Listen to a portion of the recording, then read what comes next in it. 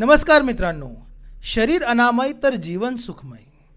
मित्रांनो, समजा बाहेर प्रचंड ऊन तापलेलं आहे, उन्हाळ्याचे दिवस आहे आणि तुमचा मित्र तुम्हाला म्हणतोय की अरे मला बर्फ पडताना दिसतोय किंवा सगळं काही सुरक्षित आणि व्यवस्थित चालू आहे, तरी देखील एखाद्या व्यक्तीच्या मनात एक कायम भीती असते की अरे मला कुठेतरी काहीतरी कोणीतरी त्रास देईल. त्यांना सतत असुरक्षिततेची भावना निर्माण होत असते. तर मित्रांनो, तुम्ही याला काय समजाल की हे त्याच्या मनातले सतत एक तर भ्रम असतात की याला सतत असे भ्रम होत असतात. हो मित्रांनो, आज आपण ह्या भ्रमाबद्दलच बोलूया. हे भ्रम म्हणजे काय असतात, याचे प्रकार किती असतात नेमके, आणि विशेष म्हणजे होमिओपॅथी यावर कशा पद्धतीने काम करते हे आपण जरा थोडक्यात समजून घेऊया.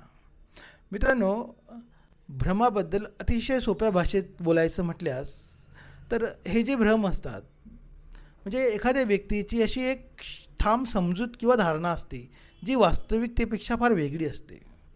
समोरची परिस्थिती जरी कशीही असली तरी ही लोक ती तशीच आहे अशी धारणा धरून बघत असतात. आणि विशेष म्हणजे आपण यांना किती जरी वास्तविकताबद्दल सांगितलं की बाबा तसं नाही आहे, तरी ती लोक हे गोष्टी मान्यच करत नाही. तर मित्रांनो, हा त्यांचा काही वेडेपणा नसतो, तर हा त्यांच्या आतापर्यंतचा त्यांचा जो विचारांचा जो ॲडॅप्टेशन्स असतं, त्या ॲडॅप्टेशन आणि त्याची ती म्हणजे त्याच्या मेंदूवर आणि त्याच्या मनावर झालेला तो एक ॲडॅप्टेशन असतो आणि त्याची ती एक रिॲक्शन असते. आता या भ्रमाचे प्रकार कधी आपण बघितले तर होमिओपॅथीमध्ये रेपर्टरी नावाचं एक पुस्तक आहे. त्यामध्ये ह्या भ्रम म्हणजेच डिल्युजन्स, त्याला डिल्युजन्स असे म्हणतात होमिओपॅथीमध्ये, त्याचे शेकडो प्रकार होमिओपॅथीमध्ये सांगितलेले आहेत. त्याबद्दल म्हणजे आपण आपल्या अवतीभोवती काही जे बघायला मिळतात थोडेसे आपण जरा समजूया.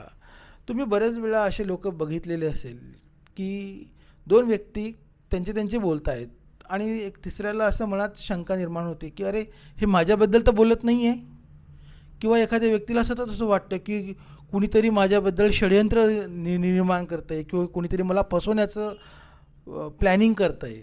अशी लोकांची काही एक धारणा असते. मित्रांनो, होमिओपॅथीमध्ये एक रुब्रिक आहे, डिल्युजन्स ऑफ पर्सिक्युशन्स. हे असे जे लक्षणे, ही जी धारणा असते, हे लक्षणं त्या व्यक्तीशी मिळते जुळते असतात.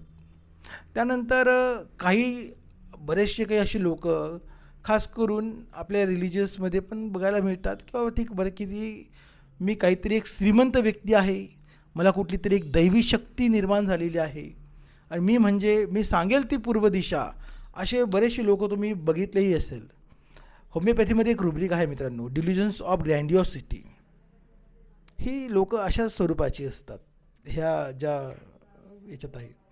त्यानंतर असे काही लोक असतात की ज्यांना सतत मनात भीती वाटते की माझा पैसा संपून जाईल, माझ्याकडे सगळा पैसा आहे, एवढी संपत्ती आहे, हा माझा बँक बॅलन्स एक दिवस सगळं संपून जाईल आणि मी गरीब होऊन जाईल, अशी काही धाची धारणा असते.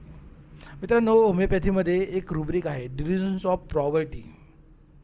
त्यानंतर आम्ही बऱ्याच वेळा आमच्या क्लिनिकमध्ये किंवा आपल्या अवतीभोवती असे काही लोक असतात, अहो डॉक्टर मला असा काही असाध्य आजार झालेला आहे, आजपर्यंत असा कुठलाच डॉक्टर नाही आहे की जो त्या आजाराचं निदान लावू दिलेलं नाही आहे, मला फार असाध्य आजार झालेला आहे डॉक्टर. मित्रांनो, होमिओपॅथीमध्ये त्यावर एक रुब्रिक आहे, डिल्युजन्स ऑफ बिगिनिंग सिक. असे वेगवेगळ्या प्रकारचे असे बरेचसे लोक, त्यांची एक गैरसमज किंवा त्यांची एक भ्रमाची धारणा असते. ज्या वेळेला हे असे रुग्ण किंवा असे लोक जेव्हा होमिओपॅथीकडे येतात तेव्हा आम्ही अगोदर त्याचे सगळ्या गोष्टी ऐकून घेतो, शांततेत समजून घेतो. आणि कारण हे जे भ्रम असतात हे त्याच्या अंतर्मनातील विचारांचा त्यांचा तो एक आरसा असतो.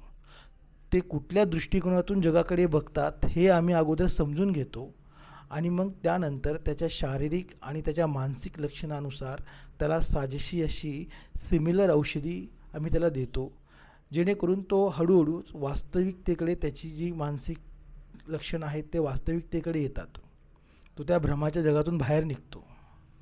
मित्रांनो, तुमच्या अवतीभोवती देखील असे काही लोक असतील, असे काही व्यक्ती असतील, तर त्यांच्याबद्दल म्हणजे हसू नका किंवा त्यांच्याबद्दल काही असे समज नका करू, तर त्यांना उपचारांची गरज असते, त्यांना समजून घ्या. होमिओपॅथीमध्ये असे आजारावर 100% उपचार उपलब्ध आहेत.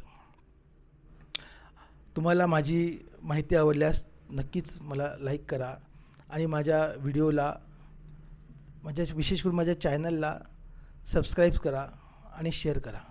धन्यवाद मित्रांनो.